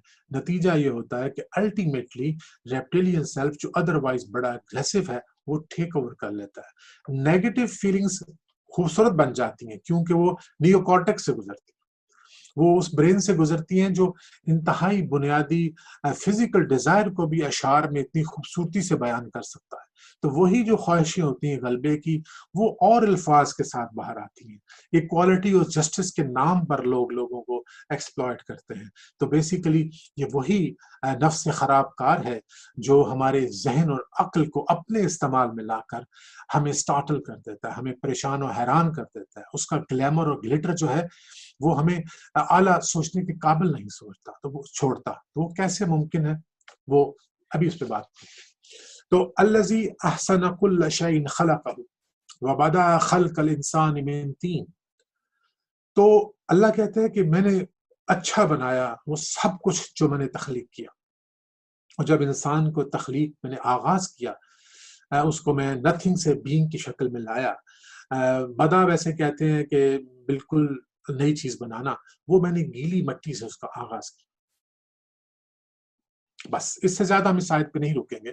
یہ ذہن میں رکھیے کہ انسان کا آغاز پانی ملی مٹی سے ہوا، اس کے بعد کیا ہوا کہ اللہ کہتا ہے وَنَفْسٍ وَمَا سَوَّاهَا، قسم کھاتا ہے کہ قسم ہے نفس انسانی کی، نفس جان کے معنوں میں بھی آتا ہے. دیکھیے گو کہ ٹانگ حرکت کرتی ہے، ٹانگ تو ہر چیز کی حرکت کرتی ہے جو زندہ ہے، لیکن یہاں نفس سے مراد وہی ذہن ہے، یہ ذہن میں رہے. اور قسم ہے انسانی جان کی اور اس کی جس نے اس کو آراستہ کیا. It is not some thing ordinary. انسان کو بنانا، اس کے نفس کو، جان کو تخلیق میں لانا، پھر اس کو آراستہ کیا. پھر کیا کیا؟ فَأَلْهَمَهَا فُجُورَهَا وَتَقْوَاهَا. اب اس کا لفظی ترجمہ یہ ہوگا کہ پھر اس کی نافرمانی کو اور اس کی پارسائی کو اس میں ڈال دیا، یعنی نفس میں ڈال دیا. اب ظاہر ہے یہ تھاٹس وہ کسی بازو ٹانگ میں تو نہیں ڈالے گا، تو وہیں ڈالے گا جہاں سے وہ سوچ سکتا ہے اور فیصلہ کر سکتا ہے. لیکن کیا ڈالا؟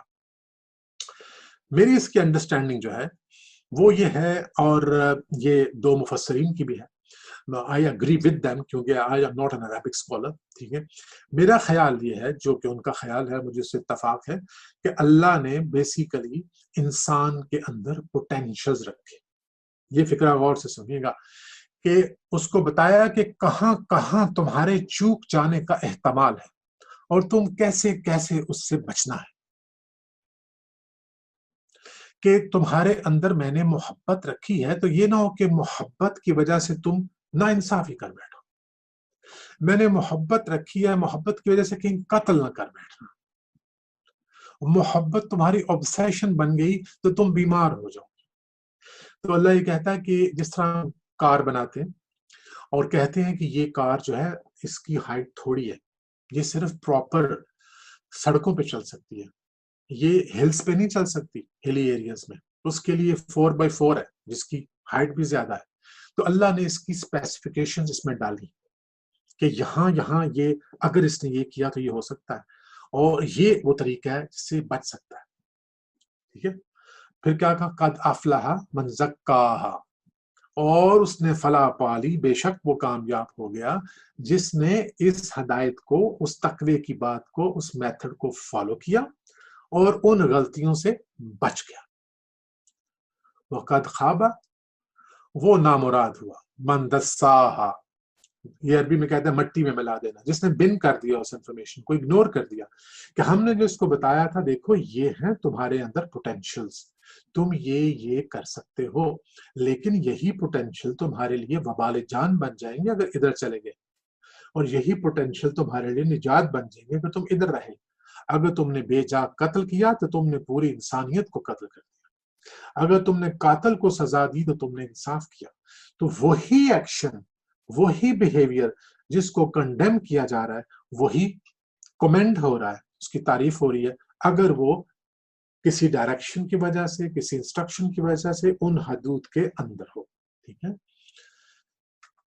آگے چلتے.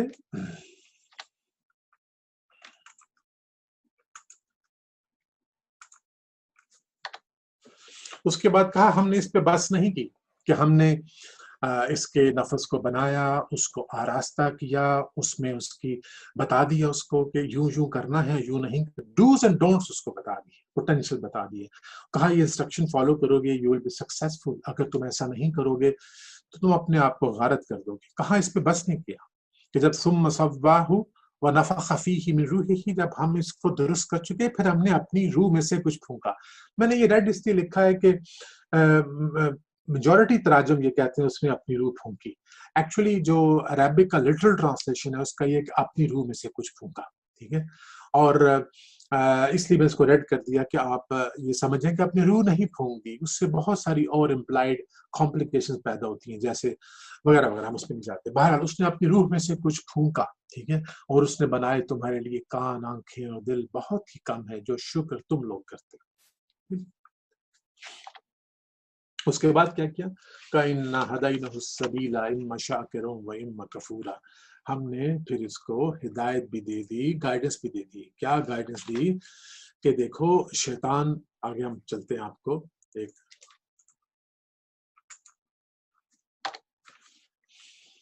یہ بڑا دلچسپ واقعہ ہوا. دلچسپ اس لیے میں کہہ رہا ہوں کہ for an observer who is only analyzing what happened, it's very interesting کہ وہ جو ریپٹیلین برین تھا اس کی کچھ ڈیزائرز تھی. اس میں جو سب سے بڑا انسٹنکٹ ہے، اللہ کہتا ہے کہ وہ حضرت الانفس شو، کہ ہم نے جو ہے تمام جانوں کو بخل جان پہ جمع کیا. It was important to make them survive, ورنہ کو میں گولی مارتا تو ہم آگے سے ریئیکٹ ہی نہیں کرتے، کوئی غصہ کرتا تو ہم اس کے آگے بچ جاتے. تو اللہ نے سروائیول کے لیے تمام حیات میں یہ بخل جان رکھا کہ دے اسٹرائیو ٹو سروائیو. ٹھیک ہے، تو اس لیے اس کو بڑا شوق ہے کہ وہ اس کو بقا ہو، وہ کبھی بھی ختم نہ ہو، ہمیشہ رہے. ٹھیک ہے، تو اس لیے شیطان جو تھا اس نے کہا کہ دیکھو اگر تم یہ شجر ممنوع، یہ جو پھل ہے، اگر تم یہ پھل کھا لو تو تمہیں حیات ابدی مل جائے گی. اور حیات ابدی کے خیال سے کیا یوں کہہ لیں کہ شیطان جو تھا he sowed a seed of greed of eternal life in Adam's self, which tempted Adam and Eve to taste the fruit of the forbidden fruit. Forbidden tree جو تھا اس کا فروٹ انہیں چکھا. ہم اس ڈیٹیل میں ہمارا ٹاپک نہیں کیا ہوا، لیکن قرآن کہتا ہے کہ لگے پھر وہ اپنا ستر ڈھانپنے. ٹھیک ہے، something happened, we don't know what. There's no need to guess, but something happened جس کے نتیجے میں they became aware of things which they were not before. اس کے بعد اللہ نے ایک بات کی ہے، اس کو یاد رکھنا چاہیے کہ ان الشیطان لکم عدو فاتخذوه عدوا، بے شک شیطان تمہارا دشمن ہے اور تم بھی اسے اپنا دشمن ہی سمجھو. دشمنی اس نے ثابت کر دی. He was after a competition. ہم اس پہ نہیں جا رہے، سب واقف ہیں کہ اس کو اس پہ اعتراض تھا کہ اس کو کیوں خلافت عرضیہ خلافت دی جا رہی ہے. And he took revenge. اس نے کہا تھا کہ میں ان کو بہکاؤں گا، ان کے آگے پیچھے دائیں بائیں بیٹھوں گا. اللہ نے کہا ہاں تو ضرور بیٹھے گا، تیرا ان میں حصہ ہے، لیکن وہ لوگ جو میرے مخلص بندے ہیں ان پر تیرا زور نہیں چلے گا. اور مخلص صرف وہی نہیں ہوتے جو خطا نہیں کرتے، مخلص وہ بھی ہیں جو خطا کر کے پلٹ آتے. تو آدم پلٹ آئے، وہ مخلصین میں ہے. ٹھیک ہے، لیکن اس کا نتیجہ کچھ نکلا وہ آپ کو پتہ ہے. تو اللہ نے ایک نصیحت کی، کہا کہ دیکھو اب میں تمہیں ایک بات کہتا ہوں کہ میرے سامنے کھڑے ہونے سے ڈرنا. وَانَهَا النَّفْسَ عَنِ الْهَوَىٰ، اور اپنے نفس کی مخالفت کرنا. اگر تم نے ایسا کیا تو تمہارے لیے جنت ہے. آپ بے شک 5 سیکنڈ آرام سے اس گھڑی کو دیکھیے، اور گھڑی نہیں سوری اس تھرمومیٹر کو دیکھیے، اور آپ دیکھیے کہ اس میں یہ جو نیڈل ہے یہ بالکل مڈل میں ہے، اور یہ آپ اس کو یوں سمجھ لیجیے کہ perfect balance. Temperature 15، very pleasant. نہ گرمی ہے نہ سردی ہے، اور لباس بھی آپ اپنی پسند کا پہن سکتے ہیں. ٹھیک ہے، گھوم پھر سکتے ہیں. لیکن اگر یہ ٹیمپریچر فرض کریں کہ مائنس کی طرف چلنا شروع ہو جائے تو may be even 5 degree centigrade تک بھی آپ کے اوکے تھوڑی سی خنکی ہے، لیکن کوئی بات. 0 پہ آئے گا تو آپ کو سردی لگنا شروع ہو جائے گی، اور اس سے نیچے آپ کہیں گے یہ تو سب 0 ہو گیا ہے، منفی درجہ حرارت ہو گیا ہے. تو اب تھوڑی تکلیف شروع ہو گئی ہے، لباس بھی بدل جائیں گے، آپ ہیٹر بھی جلا لیں گے، مونگ پھلیاں بھی اکٹھی کر لیں گے. So lot of things people will do. اسی طرح اگر یہ دائیں طرف جائے تو ہو سکتا ہے 20 تک لوگ خوش رہیں.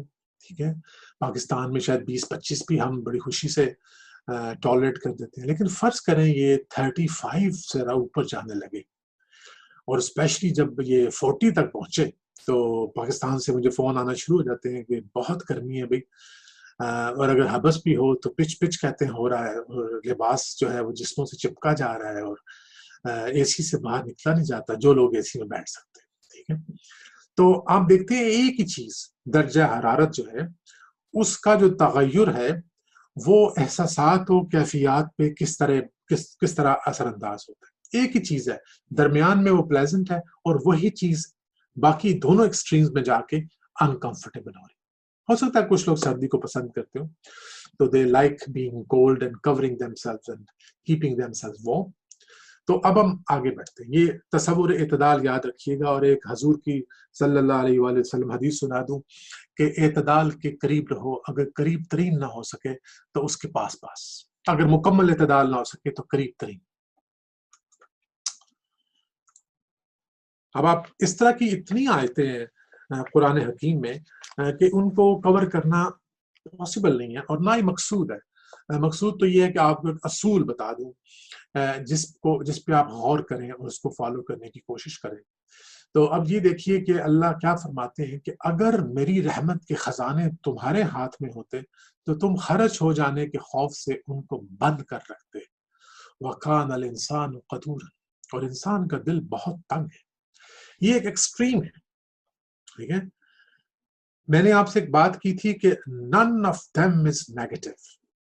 ٹھیک ہے، یہ ریزیلینس آف دی سسٹم ہے. یہ ایک نظام میں ایک شاک ایبزاربنگ فیسلٹی. سپوز کہ آپ کا سروائیول انتہائی خطرے میں چلا جائے، جیسے آج کل ہے اور آنے والے دنوں میں اگر تبدیلی نہ ہوئی تو اور زیادہ ہو سکتا ہے. اگر آپ کو گھروں میں رہنا پڑا جیسے آپ ہیں بہت سارے، اگر بہت سارے کاروبار بند رہے تو آپ کیا کریں گے؟ آپ اپنے ریزروز کو استعمال کریں گے. اس ملک میں بھی ہم لوگ ایسا کر رہے ہیں. ہمارے تمام جو بزنسز ہیں ان پہ بڑا اثر پڑا ہے. لوگ اپنی جو سیونگز ہیں ان کو بھی استعمال کر رہے ہیں ٹو سروائیو. ان حالات میں they are very tight fist. اگر آپ ان سے کہیں کہ کوئی چیریٹی کرتے ہیں کچھ کرتے ہیں تو وہ لوگ جو اس کلاس میں ہیں جن کی انکم بند ہو گئی ہے، they are surviving on the savings, they will not do it. تو یہ ایکسٹریم ہے جس میں ایک سروائیول کا عنصر ہے، اس رویے میں ایک بقا کا عنصر ہے. ٹھیک ہے، اب آگے بڑھتے ہیں.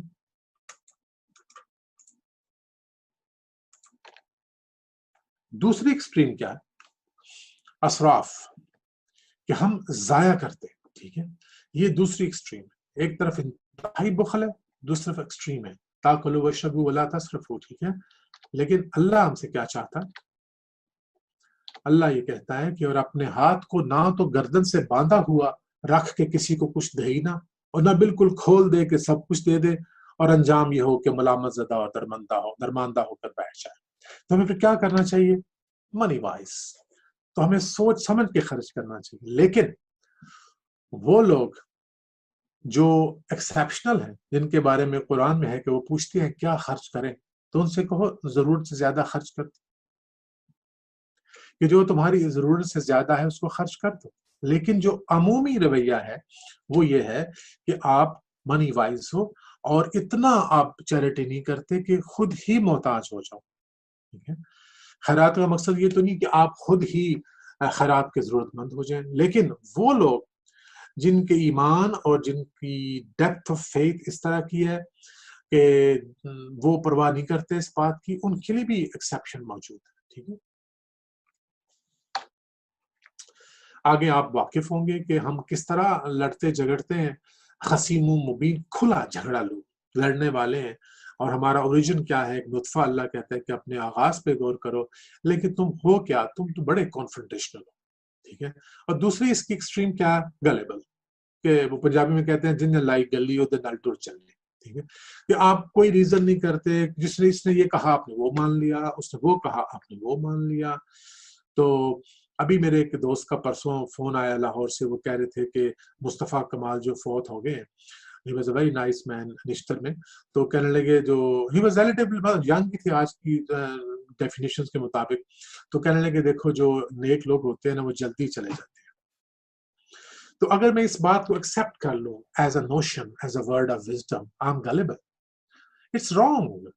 تو بہت سارے بہت اچھے لوگ جن کے بارے میں ہم جانتے ہیں، شیخ علی حجویر ہیں، میں 2 مثالیں دیتا ہوں. شیخ عبد القادر جیلان ہیں، they lived over 70-75 years. اس کا مطلب اچھے لوگ نہیں تھے. بہت سارے کرمنلز ہیں جو بڑی جوانی میں اپنے حرکتوں کے سبب یا کسی بھی وجہ سے اس دنیا سے چلے جاتے ہیں، تو کیا وہ اچھے تھے؟ ٹھیک ہے، اس لیے جلدی چلے گئے. تو دس از اے ویری پور ریزننگ جو کہ ہم کرتے ہیں، اور ہم بغیر سوچے سمجھے کوئی بات سنتے ہیں اس کو قبول کر لیتے ہیں. ٹھیک ہے، تو میں صبح میں نے کس سے ڈسکس بھی کی کہ ہم دیکھو کس طرح بہت ساری ایسے باتوں کو قبول کر لیتے ہیں. تو لیکن اللہ کیا کہتا ہے؟ ادعو الی سبیل ربک بالحکمۃ والموعظۃ الحسنہ وجادلہم باللتی ہی احسن. کہ جب تو اہل کتاب سے بات کرے یا کسی سے بھی ڈائلاگ کرے تو کیسے کر، دعوت دو اپنے رب کے راستے کی طرف حکمت، اچھی نصیحت کے ساتھ، اور اس طریقے سے بحث کرو جو پسندیدہ ہو، دلیل سے بات کرو، سلیقے سے بات کرو، ٹھیک ہے؟ تو یہ آپ دیکھ رہے ہیں کہ وہ اگر آپ تھرمومیٹر ذہن میں لے آئے تو ہمیں کہاں رہنا ہے، ہمیں درمیان میں اعتدال میں رہنا ہے، ٹھیک ہے؟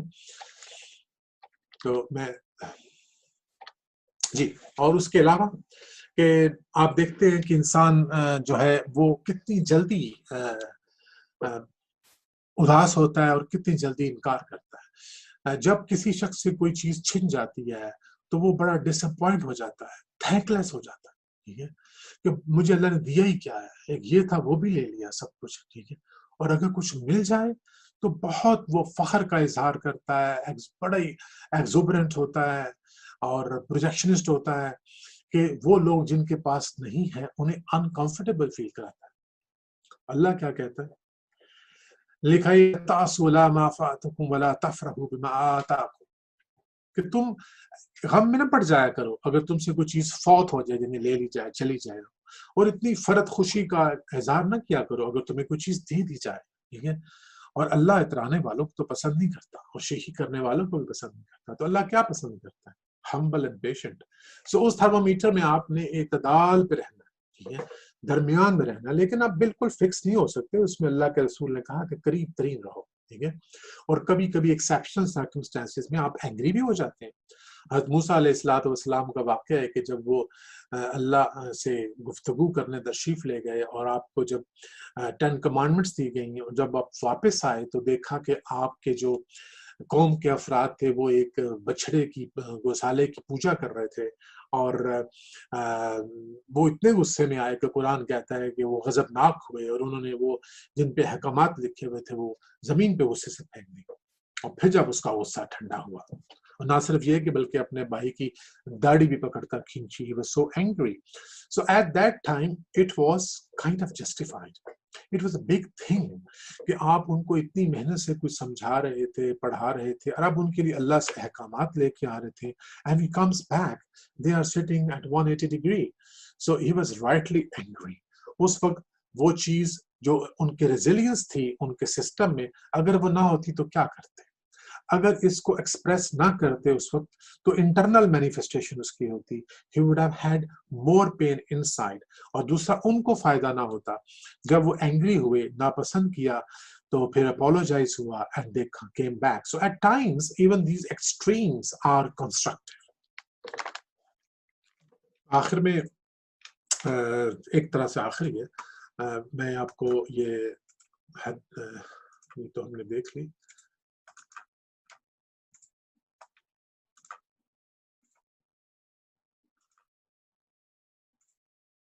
جی، یہ ایک کچھ لوگوں کے لیے یہ ایک kind of lesson to take home ہے، کافی لوگوں کے لیے۔ ڈونٹ ایکسکلوڈ مائی سیلف، میں بھی اس سوچ کا کسی زمانے میں اسیر رہا ہوں کہ اپنے اوپر سختی نہ کریں، کیونکہ یہ میں نہیں کہہ رہا، یہ اللہ کے رسول کا قول ہے، اور یہ صحیحاً میں یہ حدیث، سوری یہاں سے ریفرنس مٹ گیا ہے یا ڈیلیٹ ہو گیا ہے، کہ دین آسان ہے، اور جو شخص دین میں سختی کرے گا تو دین اس پر غالب آ جائے گا۔ بس اپنے عمل میں پختگی اختیار کرو، اور جہاں تک ہو میانہ نبی برتو، اور خوش ہو جاؤ، ٹھیک ہے، اور صبح و شام عبادت سے مدد حاصل کرو، ٹھیک ہے۔ اس کے بعد جو ہم کنکلوڈ کریں گے، I'm back to the same slide۔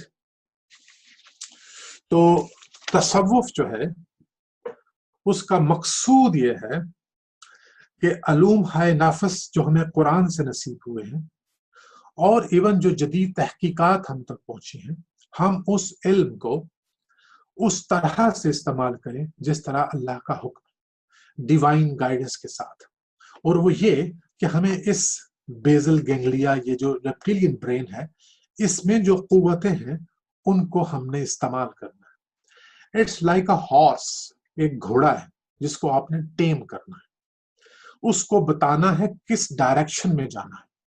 You have to tell this horse which direction you should move۔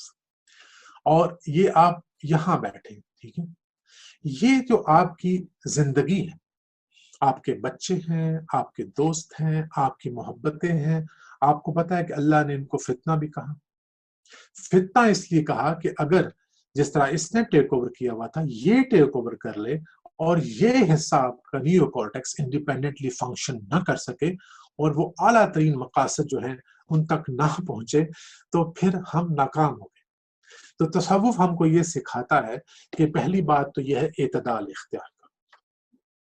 اگر آپ نے ایک بیلنس اچیو کر لیا اپنے ایموشنز میں، اپنے ایکسٹرنل ایکسپریشنز میں اور اپنی انٹرنل مینیفیسٹیشنز میں، کہ وہ جو محسوس کرتے ہیں، وہ جو آپ بولتے ہیں، ان میں آپ نے اعتدال اچیو کر لیا، جبر نہیں ہے، زبردستی آپ اچھے نہیں بن رہے، یو بلیو کہ دس از دی رائٹ اپروچ، ٹھیک ہے، اور اس میں آپ کیسے کریں گے کامیابی؟ اس میں لازمی ہے کہ آپ ذکر سے مدد لیں گے اور فکر سے مدد لیں گے، کیونکہ ہم کوئی نیکی کر نہیں سکتے اگر خدا توفیق نہ دے، اور ہم کسی برائی سے بچ نہیں سکتے اگر وہ نہ بچائے، ٹھیک ہے۔ تو ایک تو یہ بات۔ دوسرا، میں ایک ٹرم آپ کو بتائے جا رہا ہوں، many of you will know that, those who don't، کہ کچھ یاداشتیں ایسی ہوتی ہیں جو آٹومیٹک اور پروسیجر ہوتی ہیں، جس کو ہم implicit memory کہتے ہیں، وہ یہاں بھی پڑی ہوتی ہیں اور کچھ یہاں بھی پڑی ہوتی ہیں۔ بچوں سے محبت، یہ تو آپ کی جبلی ہو گئی۔ پھر آپ نے کچھ سیکھا، سائیکل چلانا سیکھا، کوئی ایسا کام سیکھا میکینیکل، وہ آپ کو یاد نہیں کرنا پڑتا۔ آپ گاڑی چلاتے ہوئے یاد نہیں کرتے کہ میں نے بریک ایسے لگانی ہے، میں نے انڈیکیٹر ایسے دینا ہے، وہ ریفلیکسز آپ کے بن جاتے ہیں۔ دوسری ہوتی ہے ایکسپلیسٹ میموری، جو آپ سے کوئی پوچھے تو آپ آج سے 10 سال پہلے جو تھے کیا کام کرتے تھے، کہاں ہوتے تھے، تو you have to recall that, وہ ایکسپلیسٹ میموری۔ تو یہ دو ٹرمز میں رکھیے۔ تو جو امپلیسٹ میموری ہے اس میں یہ ہے کہ یہ وہ کام ہے جب آپ کو سچویشن پیش آتی ہے تو آپ ریئیکٹ کرتے ہیں، جس طرح آپ سائیکل چلاتے ہیں، اسی طرح اگر آپ کو ایک ایموشنل چیلنج آتا ہے تو you react in a way because you have been used to react in a way, تو you have to check it and stop. فرض کیجئے کہ ایک ایسا واقعہ آپ کے سامنے ہوا جس پہ آپ کو غصہ آتا تھا، آپ کو آیا لیکن آپ نے اس کو روک دیا، اس کا ایکسٹرنل ایکسپریشن نہیں کیا، اور بیٹھ کے پھر سوچا کہ یہ ایسا کیوں ہوا، یہ ہیبٹ میں نے کب سیکھی، اور اس کا ترک کرنا کیوں ضروری ہے۔ گریجولی اٹ ول فیڈ اوے۔ اگر آپ اس کو چیک نہیں کریں گے، آپ وہاں پہ سٹاپ نہیں کریں گے، بریک نہیں لگائیں گے، you won't be able to assess the situation. تو اس سچویشن کو سمجھنے کے لیے اگر آپ ڈرائیو بھی کر رہے ہو، آپ نے کوئی چیز دیکھنی ہے، you have to apply brake, stop, look around, understand why did I make this mistake, why I'm doing that again.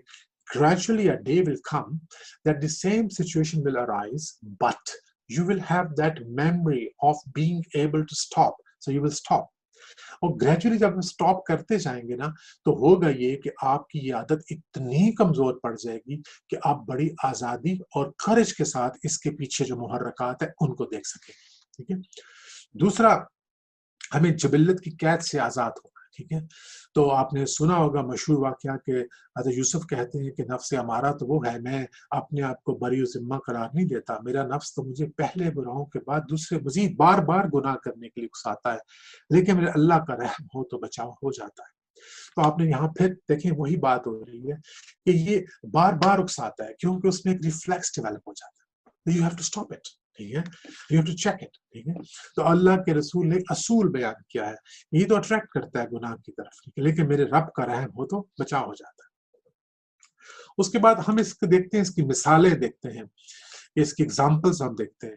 اب دیکھیں کہ جب ایک جنگ ہو رہی تھی اور حضرت علی رضی اللہ تعالیٰ عنہ کے سینے پہ، آپ کسی کے سینے پہ سوار تھے، about to stab him، تو اس نے آپ کے چہرے مبارک پہ تھوک دیا، تو he left him۔ تو انہوں نے پوچھا یہ کیوں؟ کہا جب تو نے تھوکا تو مجھے غصہ آ گیا تھا، میرا نفس جو تھا اس میں انوالو ہو گیا تھا، میں اپنی ذات کے لیے خون نہیں کرتا، ٹھیک ہے۔ اب میں اس سے بڑی کیا آپ کو مثال دوں، اور اس سے بڑی یہی مثال ہو سکتی ہے جب اللہ کے رسول صلی اللہ علیہ وآلہ وسلم مکہ میں داخل ہوئے۔ یہ وہ مکہ ہے جہاں سے آپ کو نکالا گیا، جہاں آپ کے محبوب لوگوں پہ سختیاں کی گئی، جہاں آپ کو آئسولیٹ کیا گیا، کیا نہیں کیا گیا، لیکن جب آپ داخل ہوئے تو آپ نے کہا لا تثریب علیکم اليوم، کہ آج کے دن تم پر کوئی الزام نہیں۔ لیکن اللہ کی حکمت دیکھیے، اللہ قرآن میں کہتا ہے کہ رسول ہم نے تمہارے ہاتھ ان سے روک دیے۔ تو جو بھی آپ کائنڈنس کرتے ہیں پیچھے اللہ ہی ہوتا ہے۔ تو اللہ کرے کہ ہمارے اعمال و افکار و احساسات میں خدا کے خیال اور مرضی کی حکمرانی ہو۔ تو وما علینا الا البلاغ۔